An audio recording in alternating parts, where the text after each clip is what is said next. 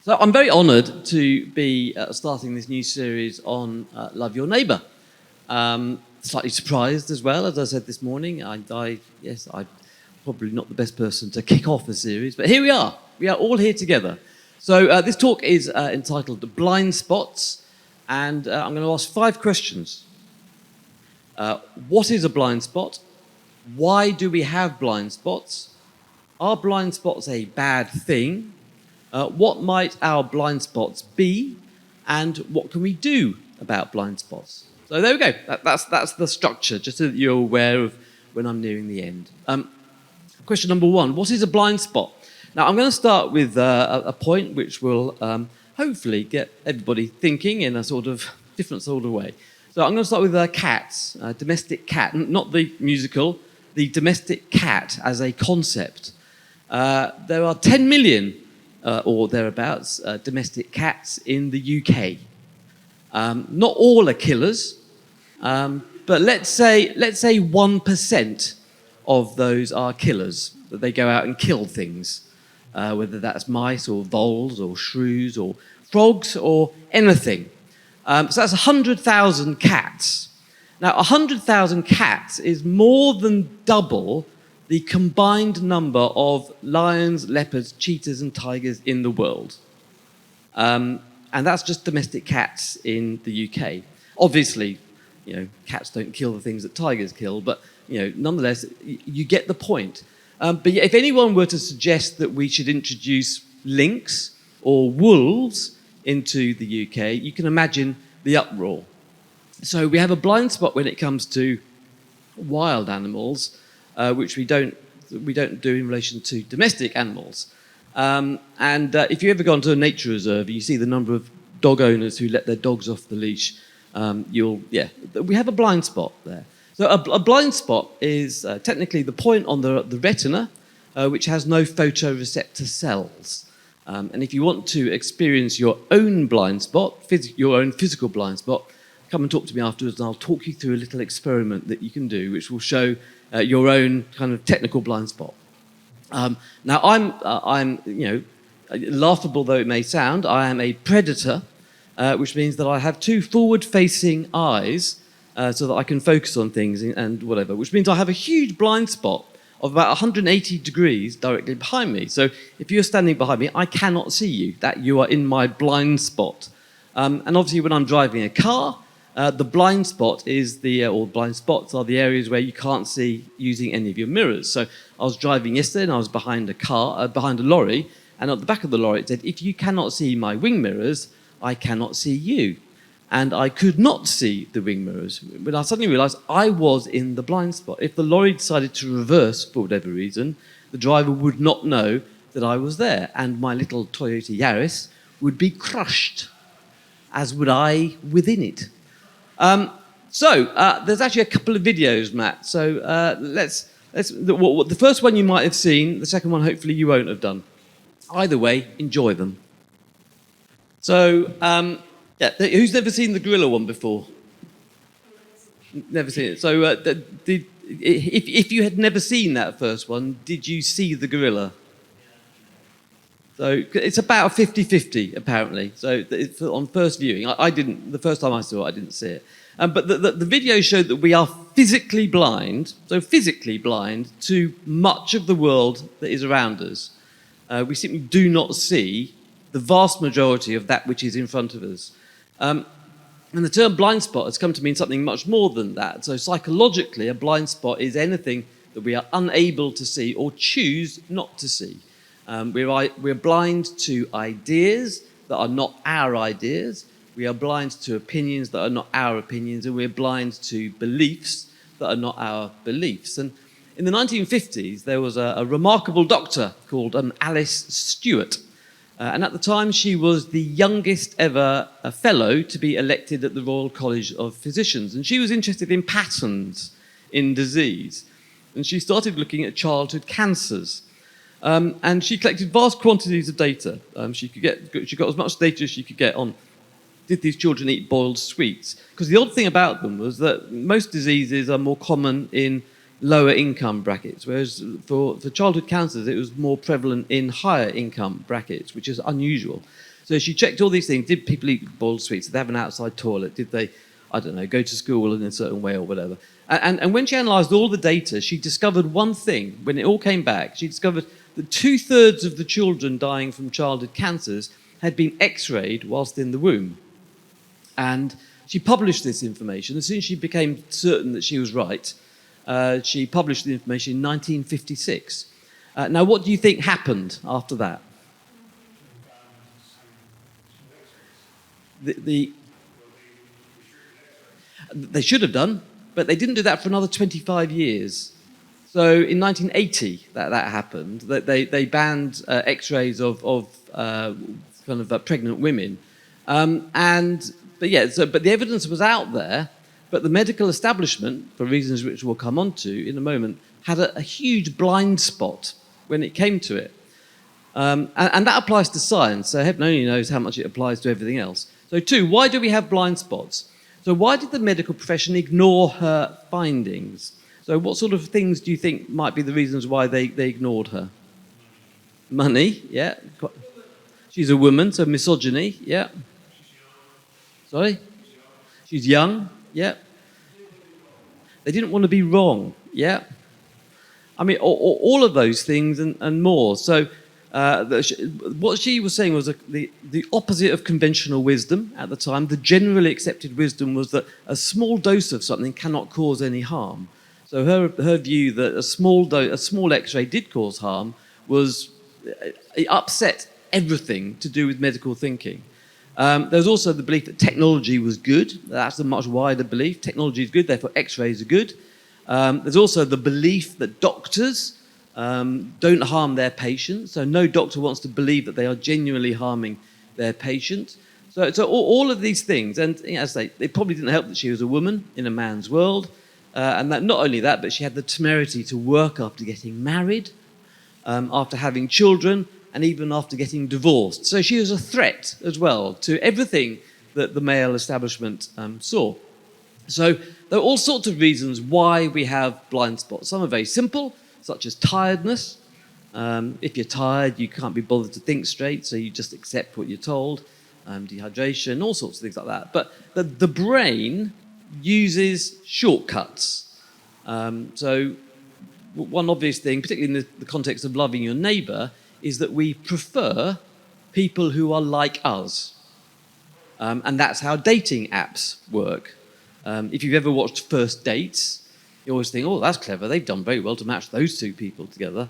Because they're two people with identical love of, I don't know, Laurel and Hardy movies or whatever.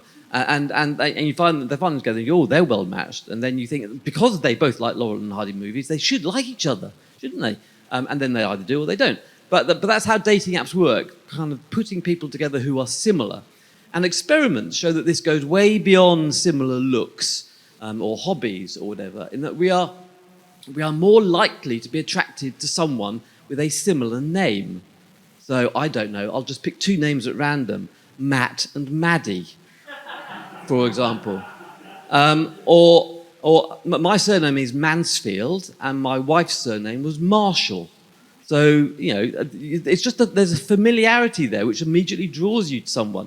And in tests, if people are asked to express a preference between 2 letters of the alphabet, they are more likely to choose one that is in their name. People whose names begin with P are more likely to choose Pepsi over Coca-Cola in random tests. I know. But equally, if your name begins with L, you're more likely to choose Listerine over Colgate. It's bizarre. It's bizarre. So familiarity is extraordinarily comforting. And we tend to associate with people who like us, share our worldview, our beliefs. We tend to read books that we know we are going to agree with, and so on. Our brains are like rivers that cut down into the ground. And as soon as our river, our brain, our neural paths have formed a route, it's very, very difficult to change that route. Our brain is exceptionally lazy. It just wants to do the things that it's always done.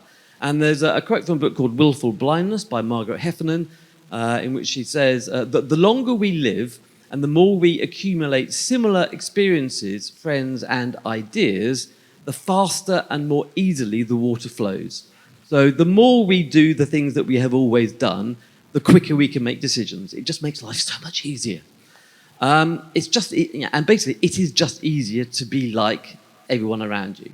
So we end up in groups where everyone is basically the same, and that's the way it is. And we also like being accepted. That's the other side of it as well.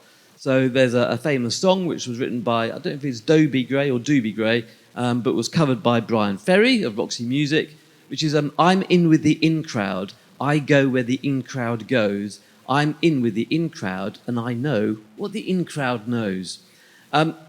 Experiments suggest that most of us will comply to the majority position, even when it is obviously wrong. So there's a test which shows that you're given the length of a line, and then you have three options, one of which is presumably shorter, one of which is exactly right, and one of which is longer. So the answer is obvious as to which one it is. But the way the test is set up is that there are 40 people answering it. 39 are told to give the wrong answer. So they all give the wrong answer. And the question is, does the 40th person who has seen the previous 39 go with what everyone else has said, or do they come up with their own answer, even though it doesn't conform to what everyone else is saying, but is obviously right? And a large percentage of the time, 50% or so, they will do what everyone else has done. And basically, there are very, very few people who will stand up to that level of kind of conformity. Basically, we like to be liked. We do what we follow the crowd. 3, are blind spots a bad thing? Yes. Unequivocally, yes. So in a car, if you have a blind spot and you reverse fast, you may run someone over or bump into a bollard or something similar. And in the earlier example we gave about childhood cancers, the impact of the blind spot of the medical profession was that dozens and even hundreds of children died unnecessarily. And we also know from the videos that we saw earlier on, if we focus on one thing, we ignore everything else. So, and that's how Spotify works, or Amazon or Facebook. They work out what we like, and they give us more of that. So on Spotify, your daily list or whatever will be the stuff that you already like, but a little bit more of it. And the consequence of that is indeed that we find loads of music or books that we might like, but we lose the chance of finding something completely new. So, for example, I'm listening to quite a lot of Led Zeppelin at the moment. I'm working through Led Zeppelin's albums on Spotify, which means that my daily list will be lots of stuff like that. What it won't do is Led Zeppelin, Mahler's Eighth Symphony. It won't make that leap. Spotify isn't capable of doing that. So therefore, my life, as defined by Spotify, becomes narrower and narrower and narrower. And if you're in a group with similar people, you end up the same. And that's comforting, but it's dangerous because our collective view becomes narrower and narrower. You lose sight of other people's views and approaches, and you become more certain that you are right and that others are wrong. 4, what might our blind spots be? Now, the church is, of course, brilliant at many, many things, and this is not a kind of being rude about the church opportunity. But the church, nonetheless, has lots of blind spots, and kind of the Catholic Church has failed to deal with the failure to deal with child abuse. US evangelical church's adherence to right-wing politics. The Russian Orthodox Church's support of Russian militarism and aggression in the current war. St. Paul had a blind spot around women leaders, and we've seen moral failures in leaders in various Pentecostal and charismatic churches around the world. And of course, in many churches, there are major blind spots relating to sort of sexuality and gender, issues which we don't want to talk about within the church. But I don't want to concentrate on blind spots that others have, because Jesus was very clear about this. He said, first remove the plank from your own eye, and then you will see clearly to remove the speck from your brother's eye. So we have to look within, but of course that's difficult, because the whole point about a blind spot is that it's a blind spot. You can't see it. We are oblivious to our own hypocrisy. You need someone else often to say, have you thought about how that looks? What are the optics on that, is the current phrase, isn't it? Anyway, here are some thoughts on my own sort of personal life, which is in my teens and in my 20s, I was very heavily involved in the charismatic movement, and I adopted a certain theology called evangelicalism. That was my, those are my roots, and that's what I believed in. And evangelicalism has always been a very strong, we're right, you're wrong approach to theology, an approach to Christianity. More to the point, there's a right answer. There's a right answer, and the whole point about Christianity is to get to that right answer. Now, that's not unique to evangelicalism. Kind of most theologies have, and it's not even unique to Christianity either. It's endemic in politics as well. But the church has done its best to summarize kind of things that we must believe into creeds, statements of faith, bases of faith, catechisms, and so on.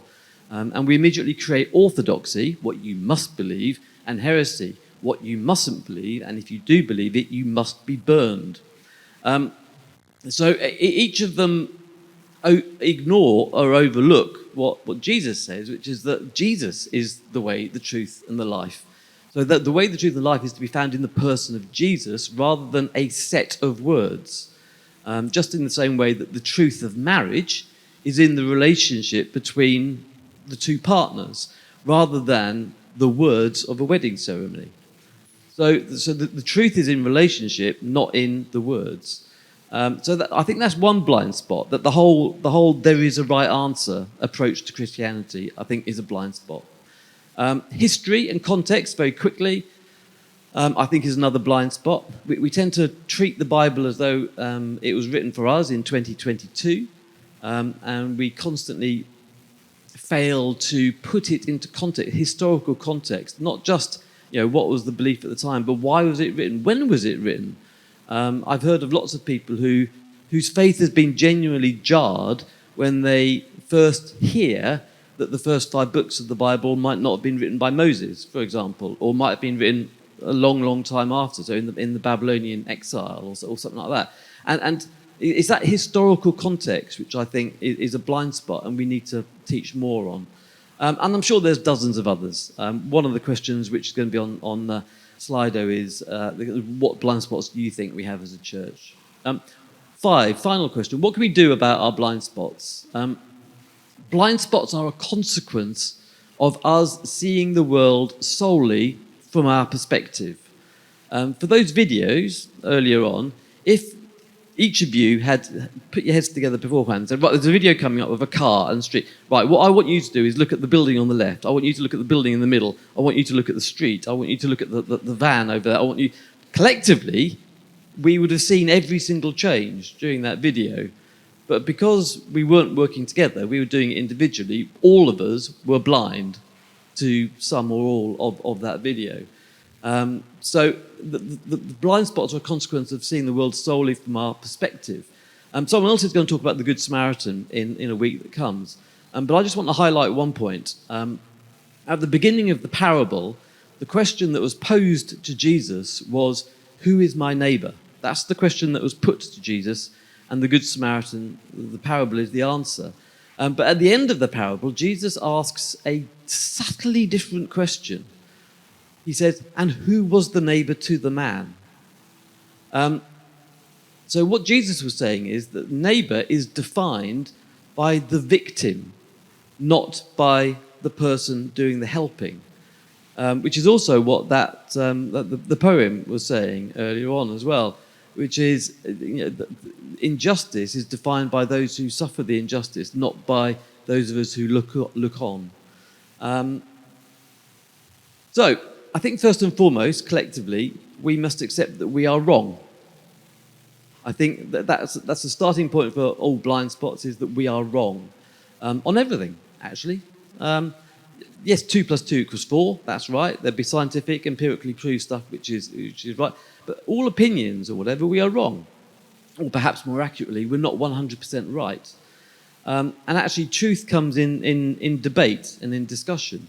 And within the church, we should have debates perhaps more than sermons. Even as I sit here and pontificate, lots of people who want to conform and who want to believe that there's a right answer will be listening to me thinking, I must absorb this and agree with it. Others will be doing the exact opposite. And in fact, one person in this room said to me a few weeks ago, I like your talks because I like listening to people I disagree with. And to be honest, I can't think of any higher praise than that. I don't want to be agreed with. I want you to think, and you reach your own conclusions, and collectively we reach conclusions. Because I know that I'm not right. I am absolutely 100% not right. I think we should confront leadership more often. I think that's a way of avoiding blind spots as well. I think we should read widely, including stuff which we disagree with. We should listen, above and beyond anything else, we should listen. We should learn. One thing which someone told me once, which I thought was very helpful, was that on my deathbed, I'll still be a work in progress. I will still be nowhere near complete. We're never going to get to the position where we're right. We're never going to get to the position where everything is absolutely perfect. We are always going to be changing and being changed by God. I think we should seek out people with whom we disagree. I've written a series of blogs called the A to Z of Belief, many of which are on our website. I'm not quite sure where we're up to yet, Matt, are we? I haven't quite given you the last few, but those are good. So A is for atheism, B is for Buddhism, and whatever. So if you want to learn more, read those. Those are good. And in the wider context of this sermon series, Loving Our Neighbour, the best way to deal with blind spots is by looking. It is by seeing. Interestingly, we sang earlier on, "Open my eyes in wonder," when we were talking about God. The only way in which we can see God is by opening our eyes, is by seeing, and not by making assumptions. Because ultimately, to love our neighbour is to listen to our neighbour, to hear what they have to say, accept that, and then to have that discussion with them and to learn from them. There you go, some random thoughts. Abby, are we having a chat now, or is something else happening first? We're having a chat. Shall I pray whilst Abby... I'll sit on this side this time because I sat on that last time when I was here. Yeah. Father, I pray that you will help us with our blind spots, because we all have blind spots, Father, and there are all things which we fail to see. And Father, you are a God with no blind spots. You can see 360 degrees. And we need your guidance, Father. Because so often we can be completely blind to something, but yet so convinced that we're right. So, Father, I pray for that humility, Lord, that we have the humility to accept that we do not know everything. And in fact, we only know a tiny fraction of what there is to know. And Father, I pray, Lord, that as we, within the church, Father, as we witness and as we speak with others, Lord, we would spend more time listening than talking. We would spend more time allowing ourselves to be corrected and our views to be kind of shifted here and tweaked there, rather than kind of going out all we're right, you're wrong. Father, I do pray, Lord, for a humility within your church. Lord, that we know that we are far from perfect, Lord, and that we are thrown upon your grace. In everything we do, we require your grace and your love. Amen.